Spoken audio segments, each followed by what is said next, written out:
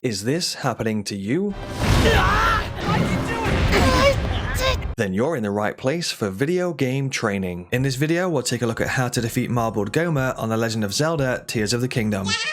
The main thing that we want to be doing here is firing Unibo at the Marbled Gohma's legs. You'll need to destroy 2 legs, which will knock the Gohma down to the ground. This will then reveal the boss's weak point. If you've played a Zelda game before, you might know where this weak point is, which is of course the Gohma's eye. So climb on up to the eye and do as much damage as you possibly can. You'll need to be careful and look out for when the Gohma starts to shake. When this happens, the Gohma is about to stand back up again. You'll need to jump off and get clear so that you don't take any damage. It can do quite a lot of damage as well, so make sure to look out for this. There are a couple of other attacks that we need to look out for. The Gohma can do like a ground stomp with one of its legs, and this attack has quite a large area of effect, so you need to get clear of this. You'll see this attack starting up as the Gohma lifts its leg up. What you can do if you've got time is press on Unibo and then back up. Make sure that you get clear of the area of effect of the stomp. Then when the leg does stomp down, you've got a clear straight shot at it, so just fire off Unibo here and destroy the leg. You'll also need to look out for the explosive rocks that the Gohma will fire at us. With these ones you can just use recall and send it straight back to the Gohma. You can also stop the recall when the explosive rock gets near to the Gohma's eye, and then it'll explode and do some extra damage for us. You could also fire Unibo at these rocks to destroy them as well if you want to. When the Gohma's health gets down to halfway, that will trigger phase 2. Things do get a little bit spicier in this phase. The Gohma will flip around and start to walk on the ceiling. This can make it a bit more difficult for us to land our shot with Unibo. As it's walking around on the ceiling, try to line up your shot the best that you can and fire off Unibo. Don't worry too much if you do miss a bit more often in this phase, because it is quite tricky to land these shots. What you could do to try and make the Unibo shot a little bit more accurate is get closer to the leg before firing, but don't get underneath the Gohma, because that's a bad idea, because he can sometimes try and land on you and flatten you with his body. So just get close to the leg but not underneath. In phase 2 you just need to destroy 1 leg to make him fall down and not 2. Another trick that we can use is the bow and arrow. So you can actually just shoot and fire arrows at the eye to do damage if you want to do that. In combination with this, there is a zonai steering stick trick that we can use. You can just throw a steering stick down on the floor, then go press on the steering stick to grab it, then press jump. This will kind of launch you up into the air off the steering stick. Then take aim with your bow, and you've got quite a lot of bullet time here, so you could fire off quite a lot of arrows. And you could also fuse the arrows with some materials if you want to do some extra damage. Then when you land back down on the floor, you can actually go back and grab the steering stick and repeat this trick over and over again. Another trick that's worth mentioning is don't forget that you can whistle to bring your allies close to Link. So if you find that Unibo is running around all over the place, then just whistle and he'll come running over to you. Remember your video game training and you'll be saving Hyrule in no time.